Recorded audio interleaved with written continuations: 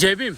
ప్రతి ఒక్కరికి నా హృదయపూర్వకంగా జై భీములు. వీడియో చూశారు కదా, చూడండి. ఆ వీడియో చూసేసి సోదరులారా, మందకృష్ణ మాదిగన్న ఏ విధంగా మాట్లాడుతున్నాడో ఒకసారి చూడండి. జాతి కోసం పోరాడుతాం అన్న దానికి మేము యాక్సెప్టే. అది అంబేద్కర్ రాసిన రాజ్యాంగం పట్ల పోరాడితే మేము దానికి సపోర్ట్గానే ఉంటాం. కానీ నువ్వు మనువాదం విధంగా మరి పోరాడుతున్నాం, దానికి మేము వ్యతిరేకిస్తున్నాం అన్న వర్గీకరణ గురించి. ఓకే, అది పక్కన పెడితే ఇప్పుడు నువ్వు ఒక వీడియో నేను చూడడం జరిగింది. అంబేద్కర్ కాలంలో చిన్న ఏదో జరిగినాయి, అంటే ఏదో తప్పుడు జరిగినాయి, అవి కల్లివిల్లి అదే ఏదో అవి పెద్ద పట్టించుకోలేని అన్నట్టు మాట్లాడుతామన్నా నువ్వు. అన్న, ఈరోజు మన భారతదేశంలో ఒక మాదిగా ఏ గుళ్ళకైనా పూజారితో అదే గుడికైనా ఇప్పటికీ ఇంకా ఎలివేస్తున్నారు మనల్ని కొన్ని ప్రాంతాల్లోని. ఏంటి, అంబేద్కర్ నేను భారతదేశంలో పుట్టాను కానీ హిందూగా నేను పుట్టాను కానీ హిందూగాని చావనన్నారు. ఎందుకన్నారంటే మనకి అస్తమాతం లేవు దాంట్లో. అంటే మనల్ని మనుషుల్లాగా చూడలేదు, మనల్ని నీరు తాగనివ్వలేదు, మనల్ని రోడ్డు మీద నన్నవ్వలేదు. ఒక సమానత్వంగా ఆ గంధం మనుధర్మ శాస్త్రం మనల్ని చూడలేదు. అంటే హిందువులందరినీ తప్పడట్లేదు, మను ధర్మ శాస్త్రాన్ని ఫాలో అవ్వాలని నేను తప్పడుతున్నాను సోదరులు. అంబేద్కర్ కూడా దాంట్లో విషయాలని తప్పెట్టారు కానీ హిందూ ధర్మాన్ని తప్పెట్టలేదు. అయినా మీరు హిందువులు కూడా ఎవరు కూడా తప్పుగా అర్థం చేసుకోకండి. ఇలా చెప్పడం ఎలా చెప్తున్నారంటే హిందూకి వ్యతిరేక అంబేద్కర్ అని. కాదు సోదరులారా, అంబేద్కర్ దేనికి వ్యతిరేకం అంటే మను ధర్మ శాస్త్రంలో కొన్ని మాలోడు ఇది ముట్టుకోకూడదు, మాదిగోడు ఇది రాకూడదు, బీసీఓడు దీనిలోకి రాకూడదని దానిలో కొంచెం వెలువేసి చేశారు. దానికి అంబేద్కర్ వ్యతిరేకించారు. అందుకే నేను హిందూగా పుట్టాను కానీ హిందూగానే సేవను. నేను బుద్ధిస్టులోకి వెళ్ళి దీనిలో సమానత్వం ఉంది, అందరికీ సమానత్వం ఉందని దానిలోకి రావడం జరిగింది తప్ప అంబేద్కర్ ఈయన మందకృష్ణ మాదిగ ఏమన్నాడు, ఒక 5,000 మంది మాల జాతితో బుద్ధిస్తంలోకి వెళ్ళాడు అని వేరు చేసి మాట్లాడుతానన్నా సిగ్గుండాలని మాట నాకే. ఈరోజు నువ్వు ఇంత స్పెసిఫిక్స్ పెట్టి నువ్వు 30 సంవత్సరాలు పోరాటం చేస్తున్నావు. దేనివల్ల చేస్తున్నావు? ఆయన ఇచ్చిన భిక్ష వల్లే, అంబేద్కర్ కల్పించిన భిక్ష వల్లే. అదే హక్కు నీకు ఈరోజు లేకపోతే ఈ మోడీ కాదు ఎవడు కూడా నీ వైపు చూడబోదును. ఆ హక్కు వల్ల నేను ఈరోజు పోరాటంలోకి దింపింది. అంబేద్కర్ రాజ్యాంగంలో కల్పించిన హక్కు వల్ల నువ్వు ఈరోజు పోరాటం చేస్తున్నావు. అది మేమైనా నువ్వైనా అని అదవుతుందన్నా. అంబేద్కర్ని ఒక విధంగా మాట్లాడుతున్నాను, ఇది కరెక్టైన పద్ధతి కాదు. నువ్వు మను ధర్మ శాస్త్రాన్ని నువ్వు ఫాలో అవుతున్నావు. నువ్వు మా జాతిలో పుట్టిన పెద్ద మనువు ఎవడంటే నువ్వే అన్న, మందకృష్ణ మాదిగన్న. ఈ రోజుకి మేము అన్నదమ్ములు కొన్నాము, ఒక్క బేవాలు తెచ్చేసావు నువ్వే. నీ కారణమే, నీ వల్ల ఈరోజు మేము ఒక మాదిగ అన్నట్టు చెప్పుకునే స్థితికి తీసుకొచ్చావు. నీ రాజకీయ ప్రయోగాల కోసం, నీ ఎదుగుదల కోసం జాతిని అడ్డెట్టుకుని ఈరోజు నువ్వు చేస్తున్నావన్నా.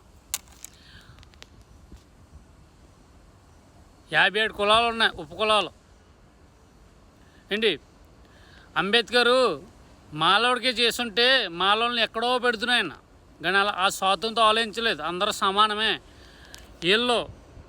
వీళ్ళకి అవకాశం, వీళ్ళు ప్రతిభ ఉంది కానీ వీళ్ళు రానాకి అవకాశం లేదు అని మనకి రిజర్వేషన్లు కల్పించారు. అదైనా 10 సంవత్సరాలు. కానీ రాజకీయ వ్యక్తులు ఏం చేస్తున్నారో, ఈ రాజకీయ వ్యక్తులు ఏం చేస్తున్నారన్నా, మీలాంటి వాళ్ళందరితో కలిసి డివైడ్ చేసి ఏంటి వాళ్ళు రాజకీయ ఫలాలు పలుతున్నారు.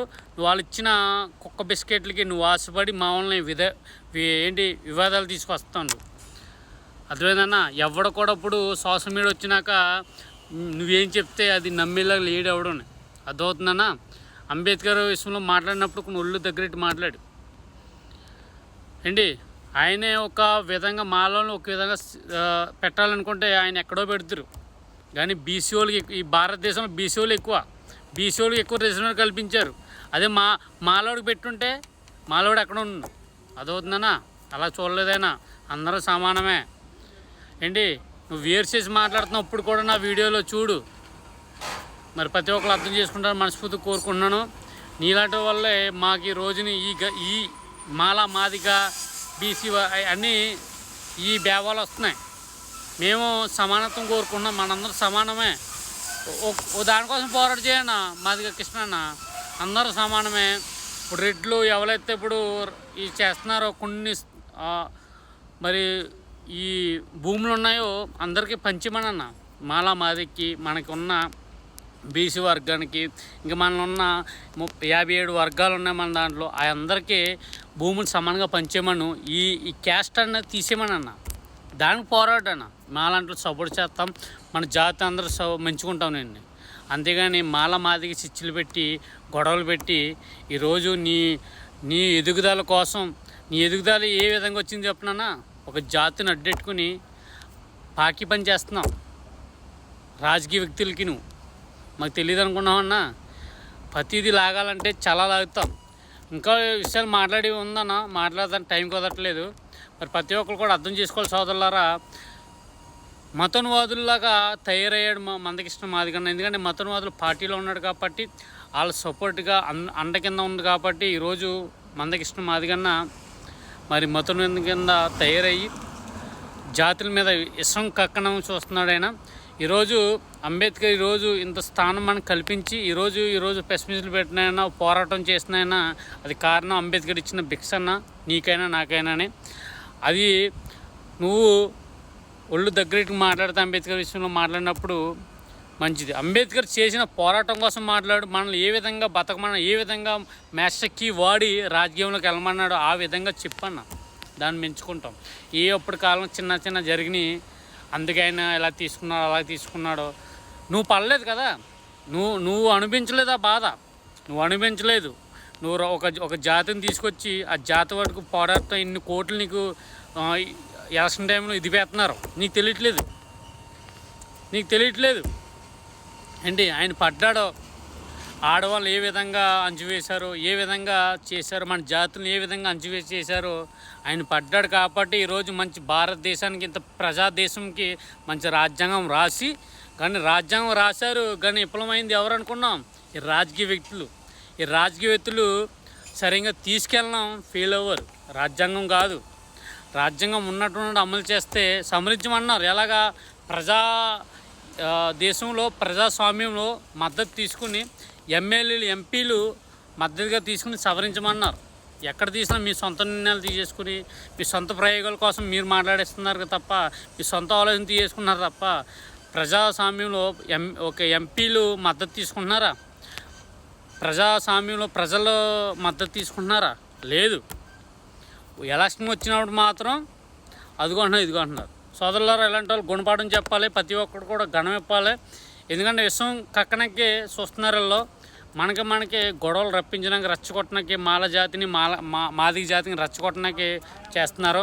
గత 30 సంవత్సరాల ముందు ఏ విధంగా గుర్రాలతో తొక్కించారో అందరికీ తెలిసేది. ఎవరు కూడా మర్చిపోలేదు ఆ సంగతి. ఇదే వర్గీకరణ విషయంలోని అన్నీ గుర్తున్నాయి. కానీ మార్పు వస్తుంది కదా అని ప్రజలు ఆలోచిస్తున్నారు. కానీ మీలో మార్పు రావట్లేదు. మనుధర్మం పాటిస్తే మనువులు పాటిస్తే మీకు ఎప్పటికీ మార్పు రాదు. మరి ప్రతి ఒక్కరు అర్థం చేసుకుంటారని మనస్ఫూర్తిగా కోరుకుంటున్నాను. జై భీమ్, జై భారత్, జోహార్ బాబాసాహెబ్ మహారాజ్కి, అంబేద్కర్కి జై భీమ్.